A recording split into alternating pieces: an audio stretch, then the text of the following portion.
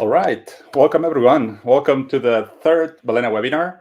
Today we are going to cover how to manage large fleets of remote edge AI devices, how to retrain machine learning models, or how to update machine learning models or add new services to your edge devices that you can have all around the world from your large fleets.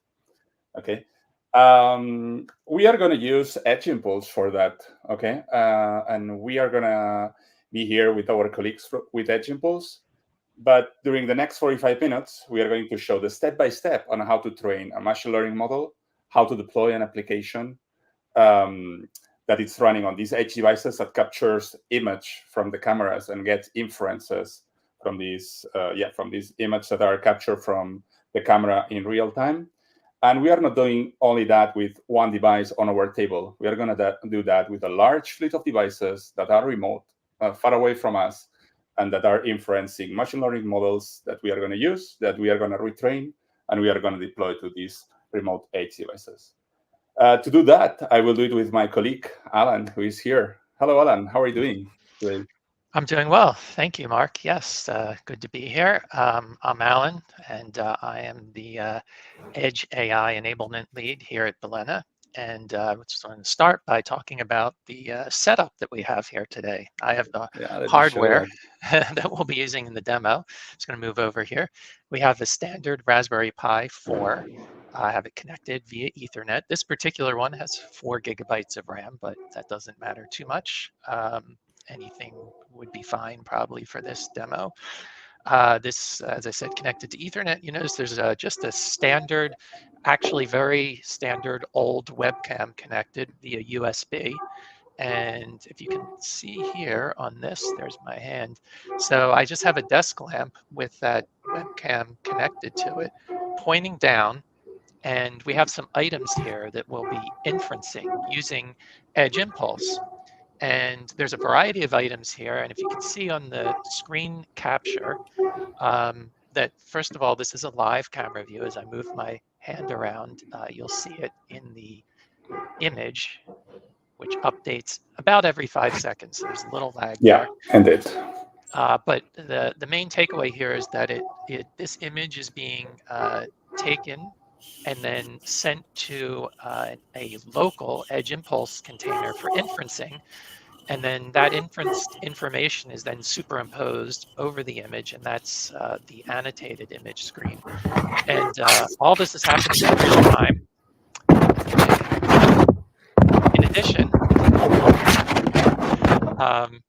In addition, to it happening in real time, it's all local. That's the main thing I wanted to also say, that this is all happening locally. And one final point is you'll notice that it's not inferencing everything that you see on the screen here. That's something we'll get into, how we're going to change and enhance that as this webinar goes on. It's kind of a working webinar. So this will be a kind of live development session where we are going to retrain this model live here, or maybe, hopefully we will not leave any troubleshooting live either. But to do that, let me introduce our colleagues from Edge Impulse, David Tischler and Owen, that I'm not sure if he's here or not. How are you today, David? Nice to see you here again. Hey, everyone. Oh, there's Owen. He did join as well. Yes. Thanks for having us, Mark. Definitely appreciate it. I'm looking forward to doing some live development and hacking. This should be fun. For sure. All right.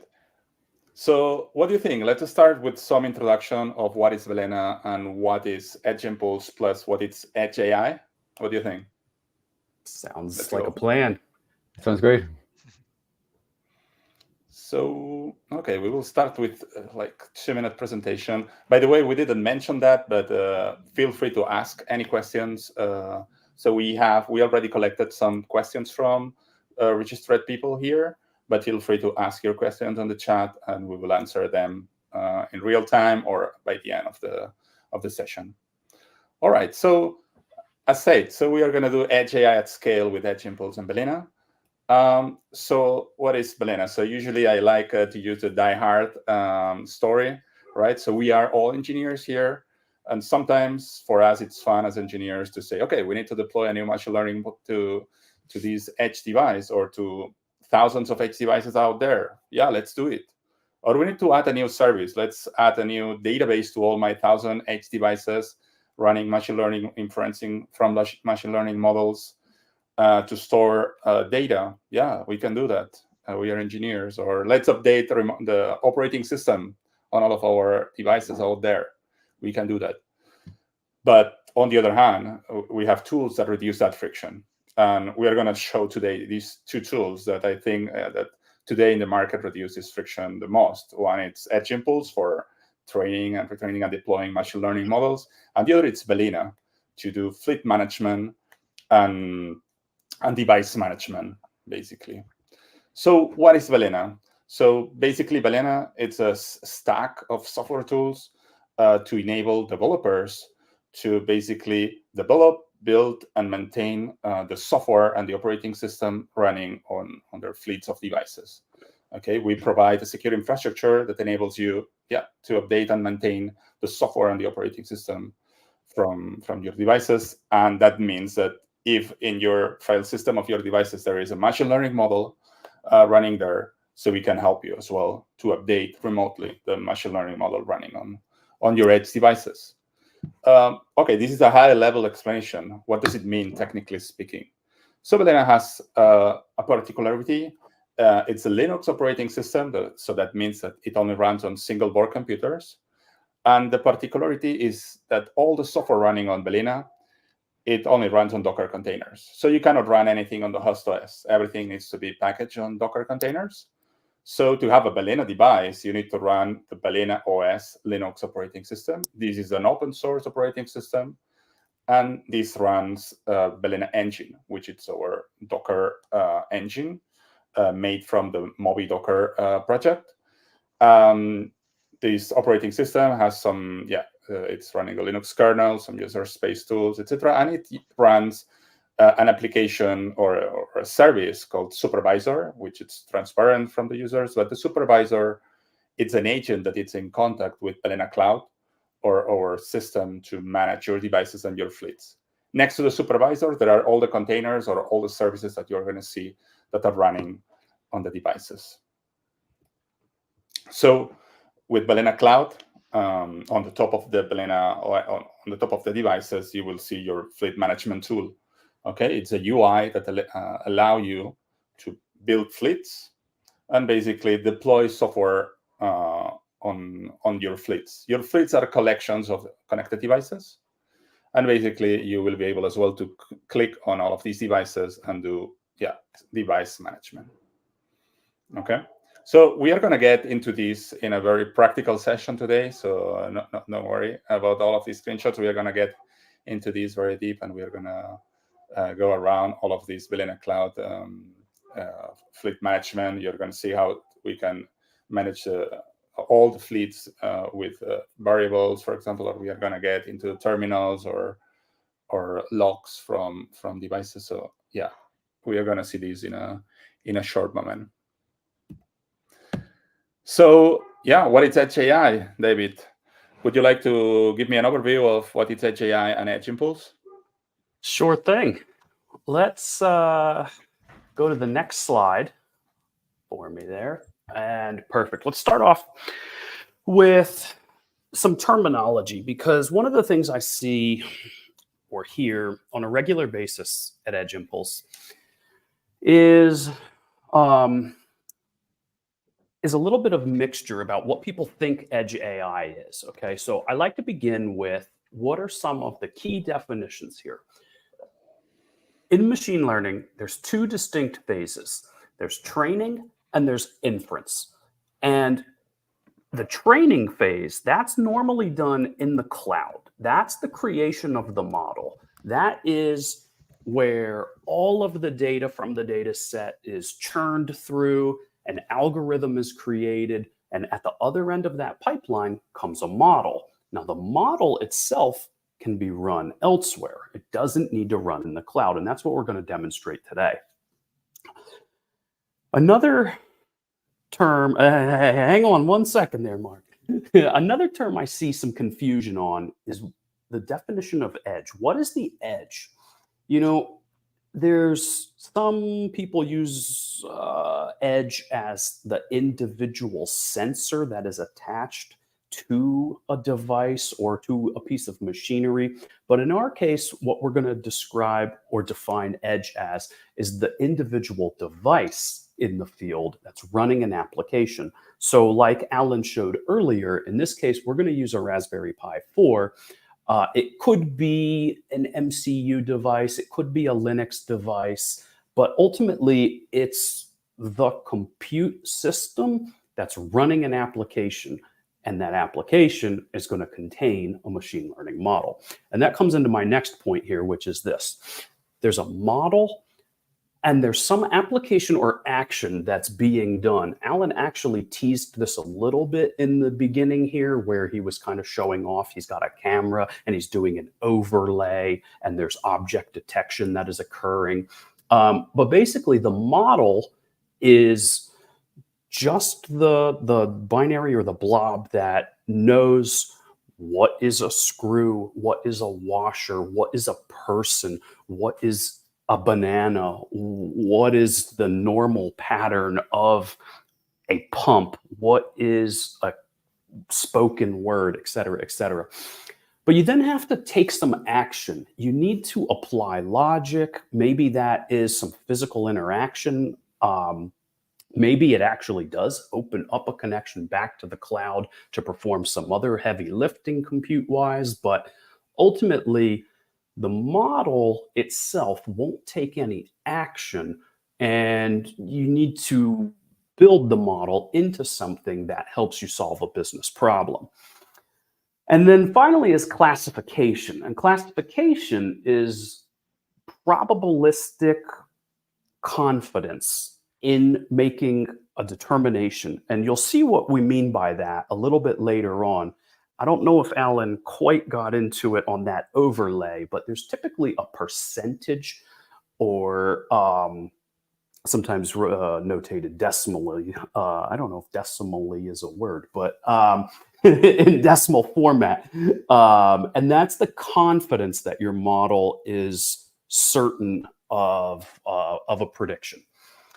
All right, Mark, go ahead. Give me that next slide. And so, when we're talking about on-device inference, like I mentioned, that is a machine learning model that's running locally on a deployed edge device. So that model, as I mentioned, could have been trained in the cloud, but it's now running inference on the edge device.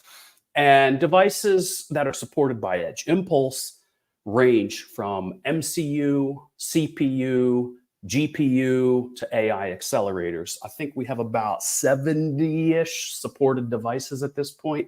On the right-hand side here, I thought we had updated this slide, but I guess not. There's a couple of MCU devices there, and that's actually fine in this case because it shows the size of some of these devices and how small they are. On the right-hand side there, that's an Arduino, a Nikola voice on the bottom, and a Nikola Vision on the top.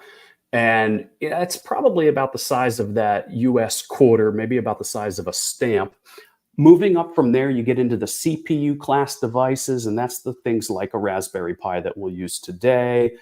NVIDIA Jetsons, GPU acceleration is enabled as well, and then discrete devices, AI accelerators like BrainChip, MemoryX, DeepX, I think is forthcoming. A few others are out there. And those are your independent ASICs that are 100% devoted to accelerating machine learning models. So we talked about training in the cloud on the big GPU machines. Now, models, we're going to show vision today, computer vision problems and applications. But Edge Impulse does also cover time series data, sensor data such as accelerometers, IMUs.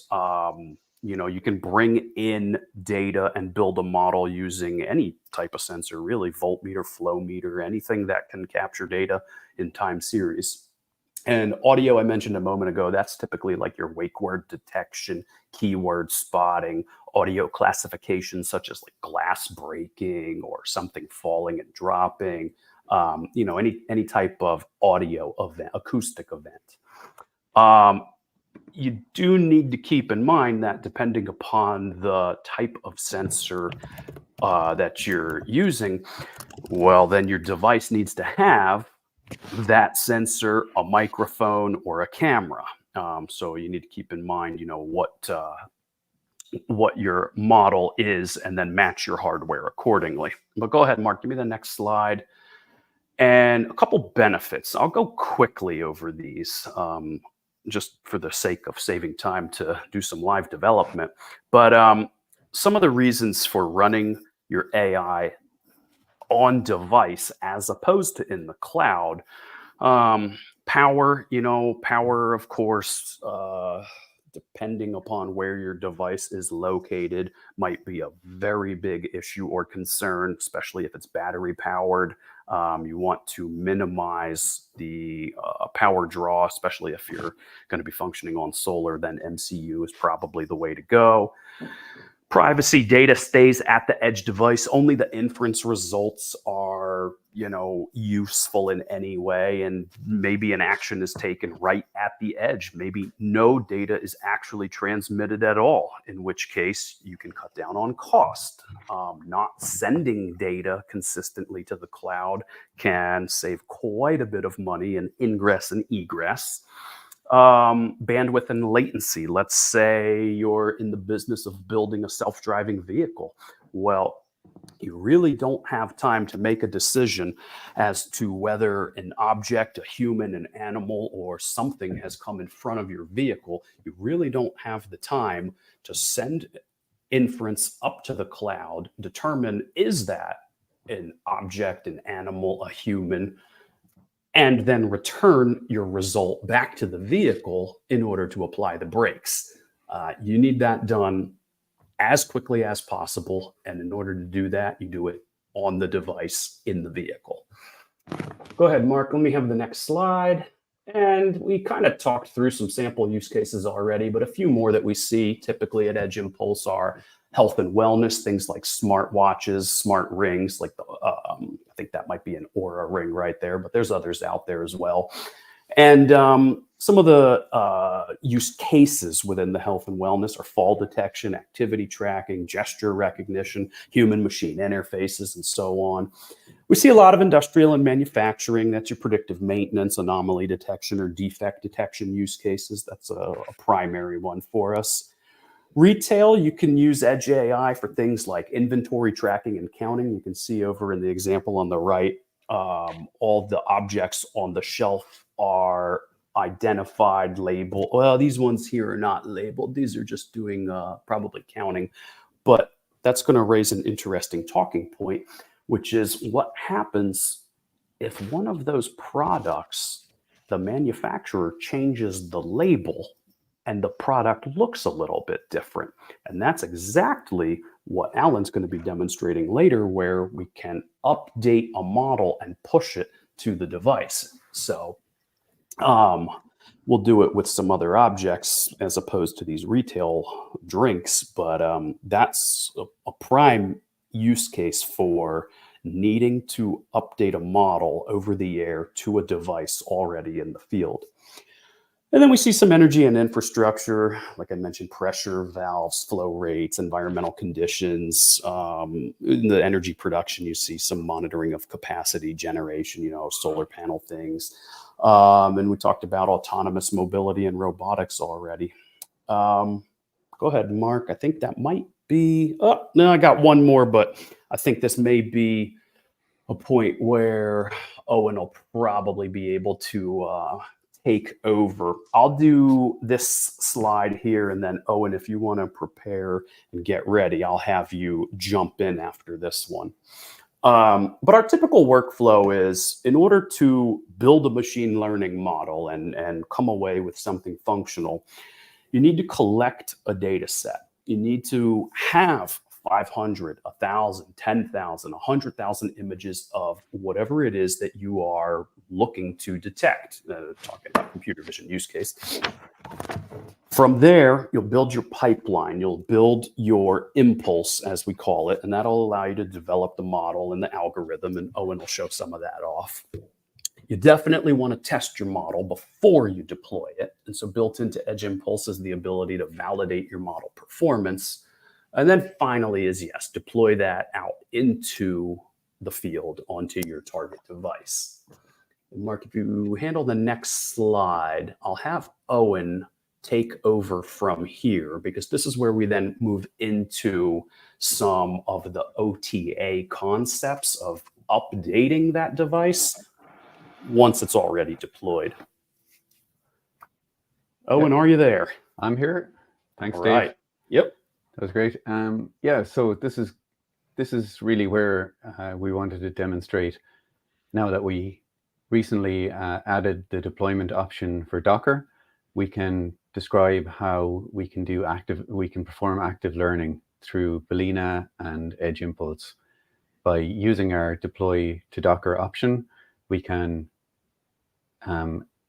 access our deployed model. So I don't know if you can see my my arrow right now, but I'm just pointing to the section at the top right here where we've got the Balena icon, and we can see that an application is updatable. So we can collect our data on the fly from our factory setting for a new case like David described, where we've got a new object that we want to add, that we want to be able to track. Today we're going to be adding a wing nut, which is a different class of screw or object that we want to add to our case. So once a model or impulse is deployed to the field, that's not the end of the story, which is what we're trying to show here. We're trying to describe that the model, once it's deployed to the field, unanticipated factors or model drift can occur, like the case of the wing nut that we didn't cater for, or we want to be able to switch out the model, which is very easy to do with Balena. All we have to do is, I think we got it down to one variable that we need to change while we were testing. We were able to swap out the model, and hopefully we'll be able to go through that with you now later. So yeah, we can train new data, collect new data on the fly, design our impulse or our model, or to detect objects. Actually, David described classification, where we can detect if a cat or if a dog is in the image. And I know we had a dog at the start of the webinar that we could hear barking, but if there was a dog or a cat in the image, that would be classification. But what we're going to demonstrate today is object detection. So we're going to be tracking multiple objects. So a wing nut and a screw, or a cat and a dog, as it moves through the screen. So without waffling too much, I'll get to the next slide and hopefully we can get to the hands-on part. So this is the object detection, and FOMO is our faster objects, more objects. It's built for constrained devices, but it works on every class of device as well. And we're going to be deploying it today to our Linux-based device, which is the Raspberry Pi 4 in this case, but also works on all of the NVIDIA class of devices, from your Jetson Nano right the way up to the Orans. So yeah, that's the kind of performance that you can see from FOMO compared to your standard object detection, and the types of class of device that you can expect to be able to run that on. Obviously, the lower classes of devices, which FOMO is designed for, are not even supported by SSD. So we can move on to the next one. And this is the interesting part that you're going to hopefully get hands-on with today. If you've got a Balena account and you've got an Edge Impulse account, right now you can deploy it to Docker, and that will package up a .eim file, which is our Edge Impulse model, and that's a Linux deployable binary, and that's wrapped up today in our Docker container, which exposes a HTTP server that we can then access. And you can see the types of APIs that we've made available. So you're able to access model information, you're able to access the features and the inference of the image. So we can then use that in a larger solution, like counting objects, tracking objects, workplace safety. So we can move on to the next one. And again, because we're speaking about this in a industrial setting or an enterprise scenario, I wanted to also show you our auto labeler feature, which is what I've used today to add my new class of device, which is new class of object, which is the wingnut.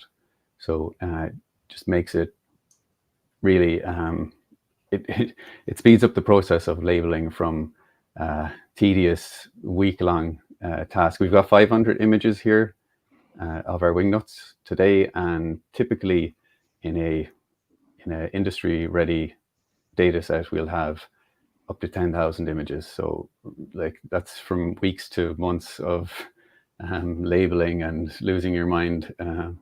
So we can move on to the next slide, and I can see the difference here. So auto labeling our wingnuts, you can see that many of the similar items are served together, and we can see it's just simply updating a drop-down versus manually clicking and dragging a label over. So you can imagine yourself how tedious that process can be, and anyone who's done it themselves. I mean, it's a very it's a fun task to do when you're getting started, but if you're throwing 500 images at it and you want to get ready for a webinar in a couple of hours, then the auto labeler is much better. Okay, so move on to the next one. So time for the demo. Time for what the do demo. you think? Let's remove this. Yeah. Hello, everyone. Yeah. So would you like Owen or David to share your screen to start playing with showing the FOMO model that we have been working, and how to retrain it? I know we got a question in there as well, which is the sure. While you're loading, we can go to the question, or we can go to the question when you show how to deploy Docker containers from Sure. Impulse. So do you want me to go hands-on here and show the deployment option? Yeah. Okay, Yep. sure. So thank you, Andreas, for your questions on the chat. We will answer them in 5 minutes, approx. Yes, the clock is starting, Mark. Let's see if I can share my screen. You might need Mark to add it. Yeah, 1 sec.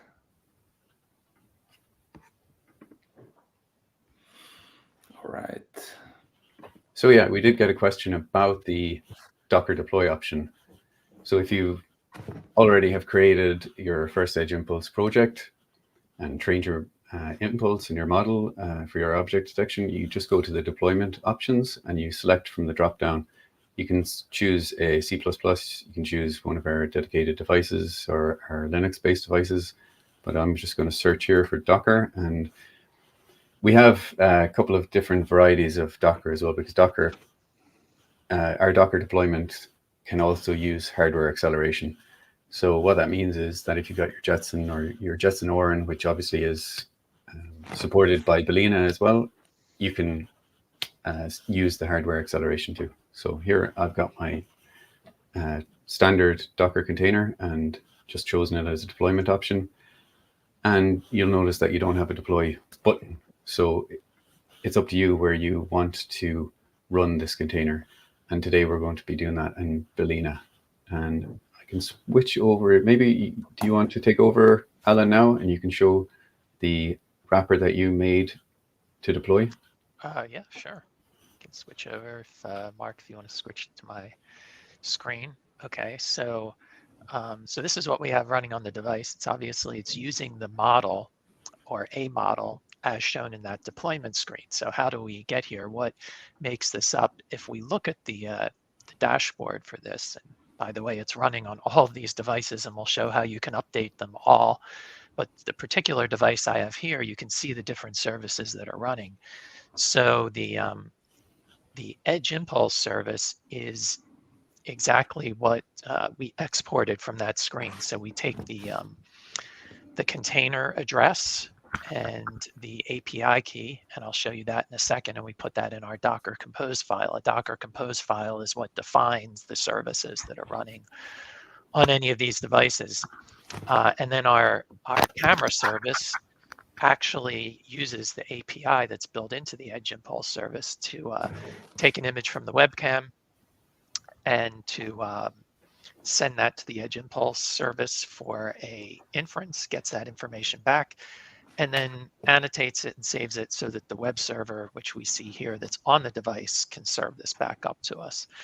But as we were saying, so what defines all those services? And that's in the Docker Compose file. So here's the Docker Compose file for that device, and actually all the devices in the fleet. And you can see here that we're pulling the Edge Impulse model, and we don't pull it directly here just because of the API key, but it's a pretty simple way to set it up.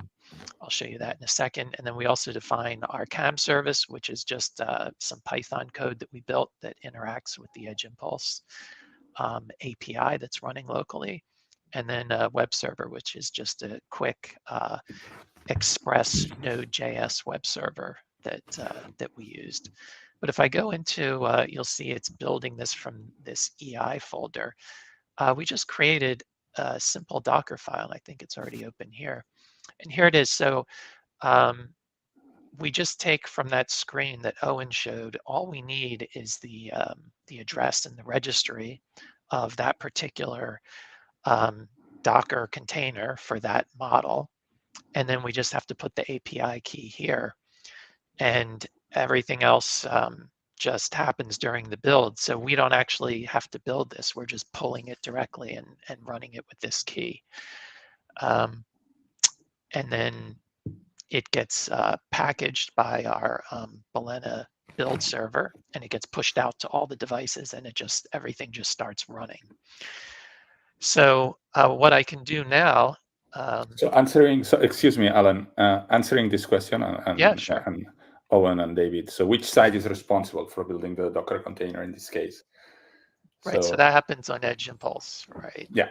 Yeah, exactly. So we have a base image which is on our public ECR, which is our container registry, and that container contains a web server. It also contains the Linux runner, which runs your .eim file, and the .eim file contains the machine learning algorithm or impulse and DSP processing blocks that were built on our cloud side, and shares that to your Docker container that's going to be running on your Linux-based device.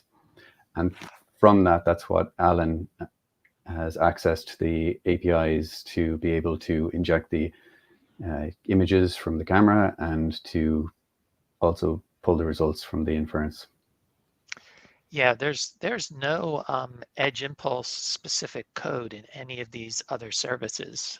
So we're just using regular API access, OpenCV to access the camera. So that's really nice. All of the like Edge Impulse kind of functionality is compartmentalized inside that container, including the API, which just starts running. And the other thing to mention is if we were to go into Edge Impulse, change this particular model, make some changes to it, and we wanted to pull the latest, all we would have to do is restart this container right here on the device. We can also restart it for all the devices as well. If we go to the list of devices, we can restart them all. But I'm just showing on here. So if I hit restart, it's going to restart the Edge Impulse container, which hopefully you can see. I know my resolution's a little high on this screen, but you'll see that it's stopping and then restarting. And when the Edge Impulse, I think we can just filter this so we just see that. When this restarts, you're going to see it's going to start that runner, and it's going to re-download the model. So by restarting it, we're just getting the latest model, and any changes that have been made, we didn't have to even re-push the application or anything like that. And if we wanted to do that for all the devices, we can do that from here. We can select all the devices around the world in this fleet and just restart the services that way. That's just one of the ways that you can get the updated model. We have some others, and I will also show on the map because this is just really cool. So this is where all the devices. So just imagine that you know, here we have about 10 of them, but if you wanted to, you could have on this Balena platform, you could have 100, 1,000, or 100,000 or more, but we're just showing 10 for this purpose. So we have more questions from Andreas. So is the API key provide like a secret or a run command? So what do you think, Owen or David? So yeah, that EI tag is it's available from your dashboard in your Edge Impulse project, and that's directly linked to your project. And your project is where you build your impulse and do all of your deployment. You can swap out that EI tag on the fly. We made some attempts to do that with by a variable, so we were able to swap it out. We're going to demonstrate that later, but yeah, it's directly linked to your project. And I think there was one other thing that I wanted to go back to as well, because I think what we need to think about here is that if privacy is a concern of yours or something that you want to consider, with Balena managing your whole fleet of devices globally and Edge Impulse, you can really lock down your privacy. You don't need to send any images of your factory floor or of your, if it's a human health scenario, if you're a care home, you're not sending images, you're only sending counting results. So privacy is really enabled with this. And with Balena and Edge Impulse, it gives you the ability to really use this at scale. Mm-hmm. So yeah, I hope that answered the question, and then a little bit of waffling. Yeah, but I mean, it's inherently tied. It's really what it comes down to. Yeah. Yeah, it's tied to the project. You can swap it out. I could show you how easy it is to create a new one. So it's not locked to your project either. You can swap that out. So the ones that we're sharing right now, if we notice that there was a lot of activity on them, we could shut them down and swap them out for a new key. So I already wrote it down, Owen. It's mine now. Oh, it's yours now, yeah. Nah. But yeah, that's one way to switch out, what project, especially in the form of experimentation when you're like just getting started. And you may want to have 2, 3, or 4 sort of side-by-side projects within Edge Impulse that you're kind of iterating on, maybe experimenting with different data sets. And we will have in the future the ability to run different experiments all from within one project. But at least for the time being, that's a good way to sort of, test out results in the field. Just swap that out. And maybe one off-topic question, but how can we run multiple models in one device? What do you recommend? That's a good question. I would recommend perhaps using multiple containers right here as you demonstrate. That's a good way to do it. You could theoretically also, if you're just running Linux, bare metal as it is, obviously you can start multiple services, multiple Python applications. You may run into a situation where the camera can only be accessed by one of those threads or applications. So you might need multiple cameras if it's a vision model. But there's a couple different ways to go about it. It sort of depends on the use case and what you're, how you're orchestrating, or for that matter, even if you're in Linux. But yeah. So Alan, a good way is multiple containers. Exactly. How would we do multiple containers in a Docker Compose on Balena? Yeah, sure. I can show you that. I also, just going back for 1 second, I showed how, we could get the new model by restarting the container. But if we wanted to update to a completely different model, all we would have to do is change this value and this value, and we could pull an updated version of the model, so that, say, there were, not an updated, but a completely different model if you totally wanted to switch it out. But you were just talking about adding a second model. So if we go to, let's see. Yeah, so here's, let me go back here. Okay, so here our Docker Compose defines one Edge Impulse container. of one model pulled from the deployment screen. But if we wanted to do a second one, all we would have to do, if I can find it, is we have another model. We just add it to our Docker Compose. So I'm going to just add this other model here. That. And we just have to give it a different name. So this is so we can run a second model on the same device. We can't necessarily have them both connected to the same camera. You could use multiple cameras. We're going to use one camera. We're going to switch which model we're sending that camera data to. But I just give it a different name here, and I map it to a different port so that the Edge Impulse UI, which we haven't actually shown that, but there's a UI for the Edge Impulse model as well that's exposed by that container. A separate one from the one that we've shown. But anyway, I'm adding the definition of another one, and then I just have to have that second folder, which I've already made here. So I'm going to cut it and paste it in here because we're referring to this folder called EI hats. And if we go in here, you can see it has its own Docker file, which just references that particular different Edge Impulse container. If you look at the two, the only difference is the container address and the API key. And now we save this, and then we used the Balena CLI to push this. I'm not going to go through to actually do that now because we've already pushed it.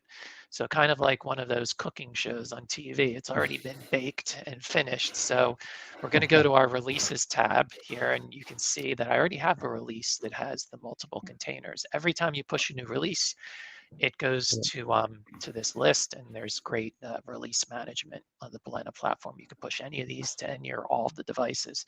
So I'm just going to go to all of our devices, and I'm going to actually update them to that release that we have already done. That's fantastic. And this is how a lot of customers basically manage their releases on Balena, right? So you can pin your devices to the latest release, or you basically can tag or can pin all your devices to a specific release that it's production.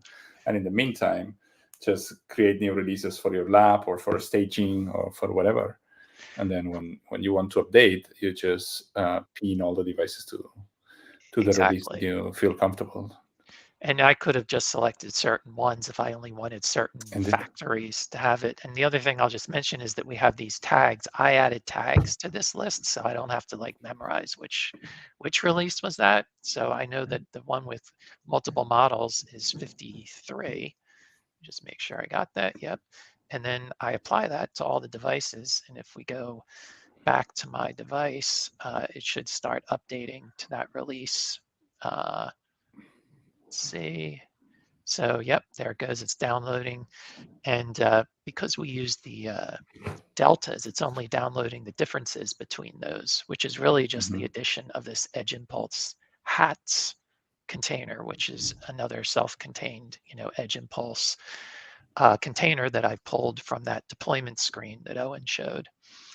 So it's downloading that. You notice that all these other ones are already downloaded because there really was no change from those two releases. So it doesn't pull the entire container over again. It's very bandwidth considerate in case you're on a bandwidth restricted type of connection from your edge device.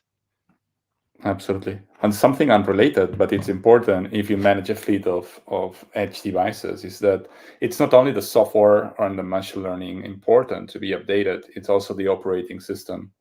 So maybe, Alan, you can show, maybe you can update the operating system of my edge device. Meanwhile, the devices get updated. Waiting for this one. We could do that. Are you on a older OS? Is that? Let's see. Yeah, real indeed. quick. I'm on an older OS. I want to run the latest OS, please. Yeah. Okay. Look at them all. They were all updating because I was watching mine as well. And it's downloading the new containers. Just to give the visual, I'll actually say, I want to update the one that is, I think this is, this is yours. This is mine, yeah. So I'm going I'm in France, but I'm not. Well, we're not. Yeah, you're in France. pretty Good close, for you. You're on the Riviera. But we can select the device this way. Obviously, when you have 10,000 or 100,000, Yeah. you don't do it this way. You usually do it all in bulk, but because we have this option. So I'll go to yours. Yours is actually running this, but you notice that we have an older, slightly older version of the OS here. So I'm going to go into your device and update it. I Not here. find the Yeah. the particular screen because No. I usually don't Settings. update my OS. I always use the latest one. Don't mention it. Sorry. No, you should keep it up to date after you've tested it for your particular application. Yeah. So I'm If gonna you don't do this on production directly, right. just test it on a lab device. Exactly. Mark has told me this will work, so I know he's tested his application on this, and I'm gonna we're update. about to test in prod. We're going to see what happens here. So we are doing this for one device, but remember, as I showed before, so this can be done for all the devices from your fleet in just one click. So it's important for security reasons to keep updating the operating system of your fleets. Right, and your application will continue to run, and then it will have to do a small restart, right, and then it will continue running after that. So it's a hands-off, no touch. I'm updating one that's thousands of miles away from me. So that's the OS update, and we'll come back to this. Let's go back to mine where we had pushed the additional container, which should now be running. So we have Edge Impulse hats. If we go to the image viewer, you can see the hats, but hey, it's not inferencing hats yet. You know why? Because this camera script is still looking at the Edge Impulse model and not the Edge Impulse hats. So that leads us to another one of these great options or features that we have, which is called device variables. So we've authored this camera script to read a variable that we can change either for all the devices. Again, all this can be done for all the devices or just one. Right now, I'm just changing it for one. But you notice we have this variable, and this tells the camera which model to send its inferencing info to. Right now, it's sending it to the first one that we had. I'm going to change this by just adding hats and save it. And I'm going to apply that. And then if we go back in here, you'll see it'll restart the services every time you change the information. Or change a variable, it's going to restart the services so it can apply that new variable value to it. And once they've all restarted, we'll go back to the inferencing screen, and we will see that it is now inferencing hats. Just give it a moment to start, and it looks good. And we'll give this a moment. And now, if I move proper hats in here, you should start seeing it inferencing hats. You notice it's no longer taking the washers, which is good because it's now pointing to a model that's trained on Lego hats. If I get my finger out of the view, hopefully it will see that hat, and we can see that the label here is changed as well. So we know it's on the hats. See, I don't have a proper Lego construction hat, so you'll have to pardon me. This is a cap, and we have hair. Apparently, I raided my son's Legos, but I could not find a construction hat. This is why it's not detected. Oh, there we go. I got a hard hat. Okay. Maybe so we need good. to but retrain the model again. Only with my finger there, apparently. So you'll have to pardon me because I don't have the exact right. Oh, but there's one. None is good. That's showing a particular hat. You know what? Yeah, if you put just a regular Lego head in there, it'll just detect no hat, actually. Okay, let's put a head in. Yeah, it's a fairly limited data set, and actually, I noticed that you have like almost every other type of hat there as well, so that's okay. Sorry, I'm going to stick a head. This is actually supposed to be my head from one of those custom. No way. Okay. Every other hat Lego. Let's see. We're getting something detected there. All right, we're getting none. Yeah. Yeah. Turn the hat up, turn the head so we can see the top of the head, I think. Okay, there we go. I just switched it. I know we don't want to get too focused on the on the detection. I think we got the idea across that basically, Yeah. you know, we've added a second container that's running alongside the first one. If we go back to our Docker Compose, we could add, you know, probably up to what the RAM on this device would allow. We could probably, with 4 gigabytes of RAM here, I would think we could run a dozen of these containers. Don't hold me to that, by the way. You have to test it yourself. He's going to have to try it.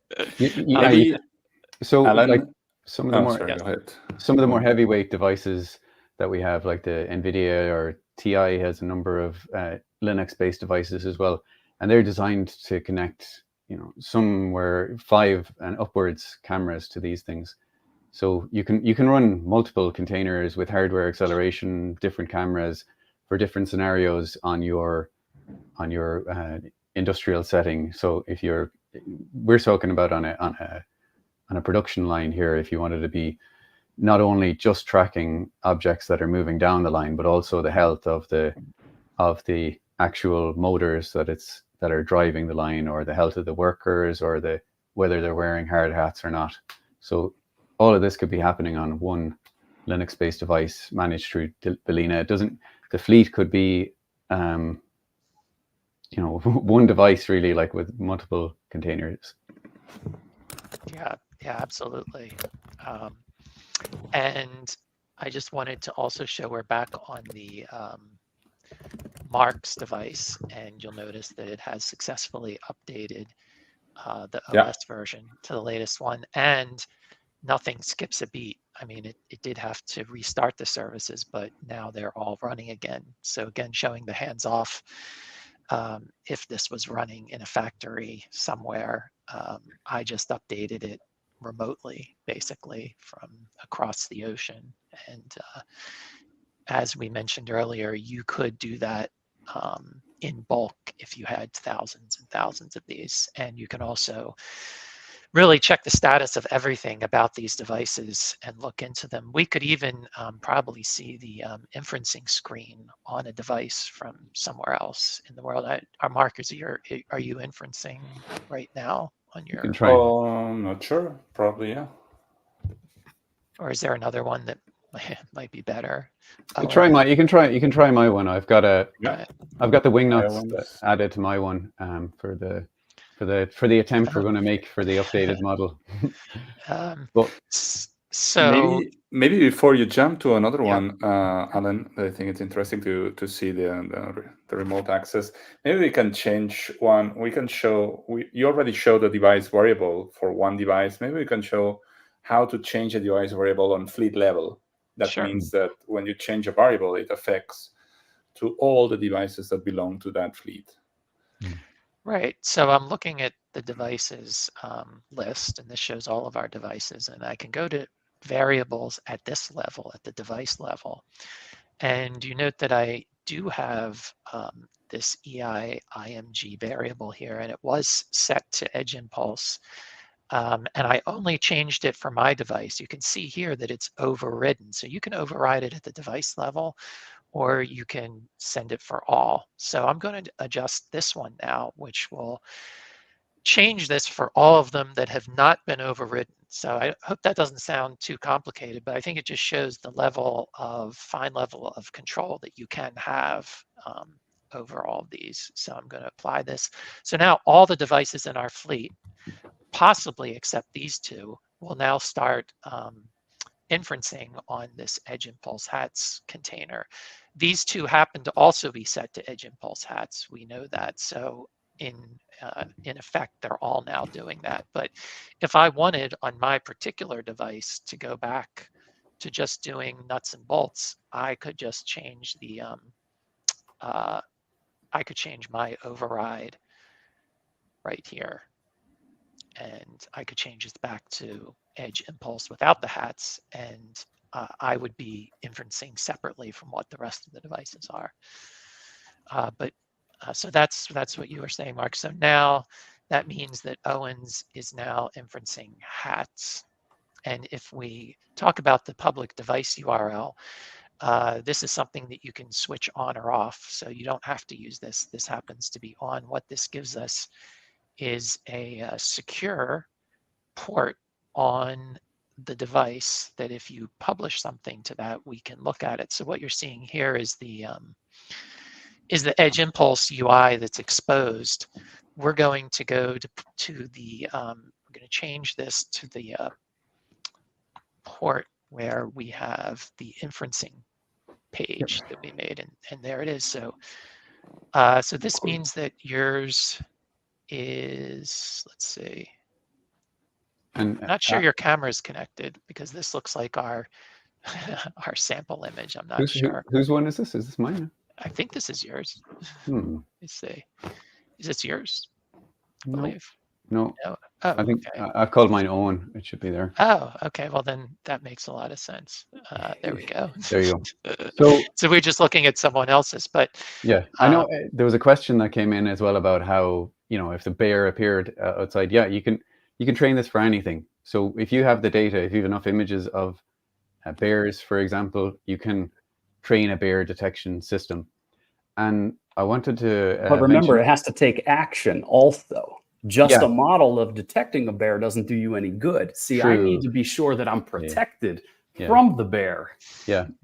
But you know what? You've got more time as well. So once you've built your system, because this inferencing takes about 20 nanoseconds.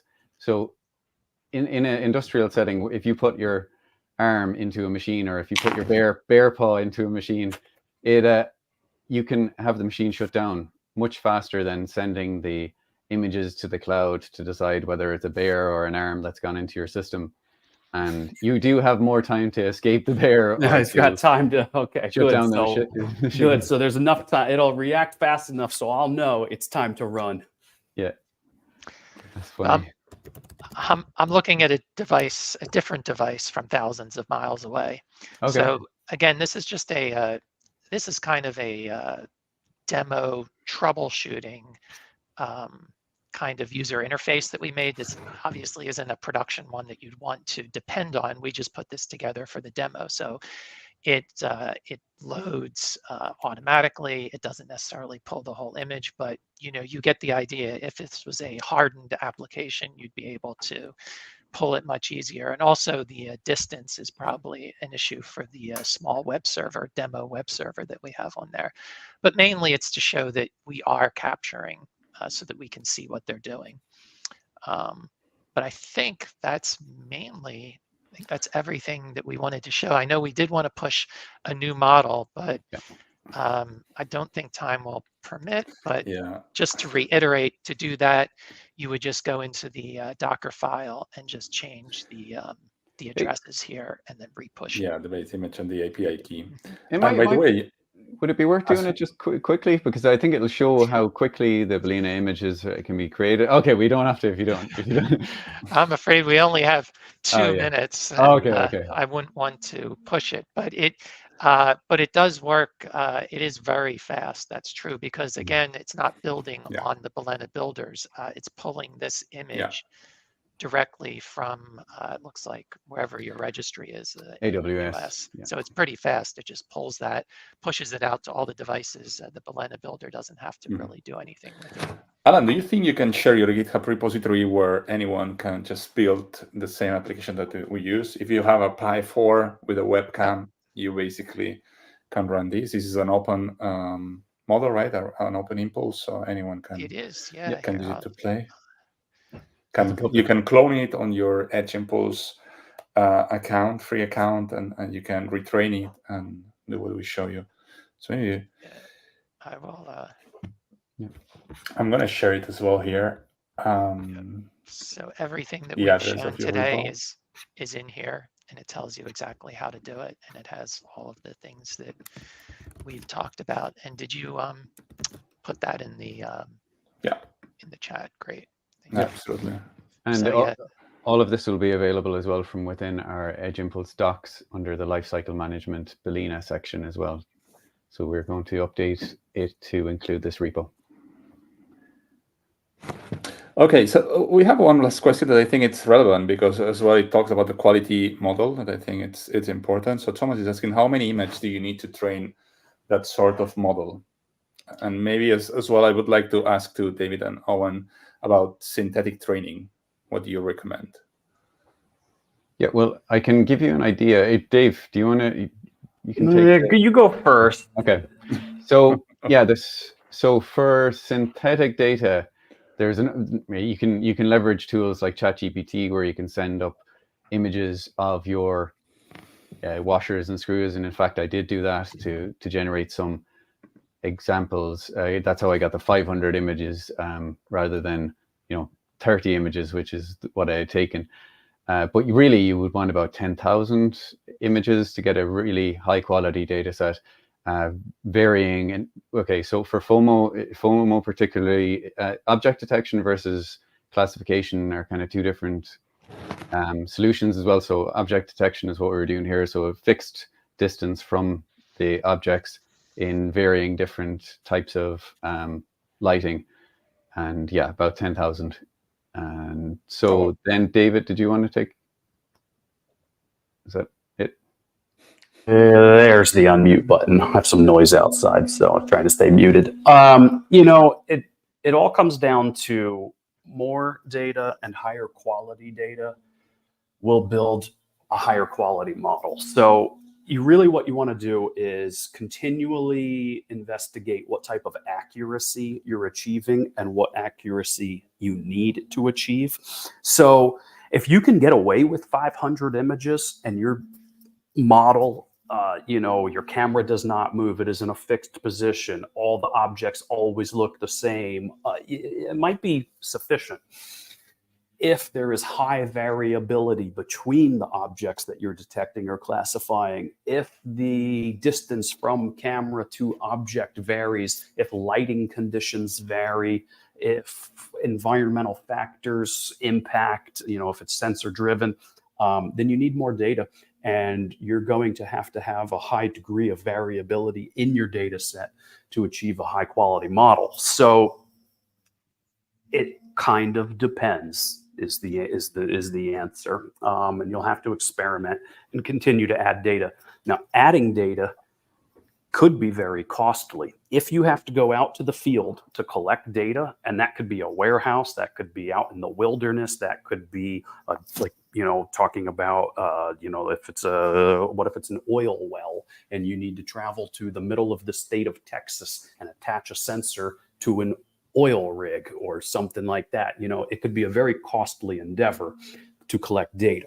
And that's where synthetic data can help augment. You can use tools like ChatGPT or Stable Diffusion if it's image-based. Or you can use virtual environments like NVIDIA Omniverse. There's some good randomization, and we have a Edge Impulse integration or plugin to Omniverse to create photorealistic synthetic data sets. I've got a couple of examples sitting. I think I did a video on LinkedIn a little while back. So you can go find that kind of stuff. And one of our other DevRel, Jenny, has done webinars on that topic of creating synthetic data in Omniverse.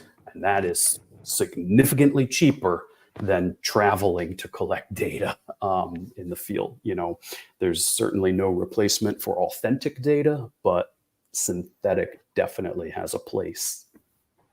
I tried to share a link there, Dave, but for you, but it didn't work. I try to copy and paste and share it here to everyone. Yeah, that's the link to and you need a Omniverse capable machine, so you'll need an RTX GPU to do that, but it works really well. Awesome. Yep. I hope that answers the question. The ultimate is it depends, but hopefully that's gives some context as to why it depends. We are out of time. I think it was a great session. I think we tried to do a lot of things, from going from a trained machine learning model, deploy it on a Balena fleet of devices, retrain it, add more services, jump from one model to another. So I think we did a lot of cool things today. If you have any questions on how we can help from Edge Impulse or Balena to enable this Edge AI on, feel free to contact us. You can contact us on hello@balena.io, and you can contact David and Owen on Edge Impulse, and see you on the next Balena webinar. Thank you very much for everything. Have a good day. All right. Thanks for having us. Yeah. Thank you. Bye. Bye, guys. Have fun. Bye.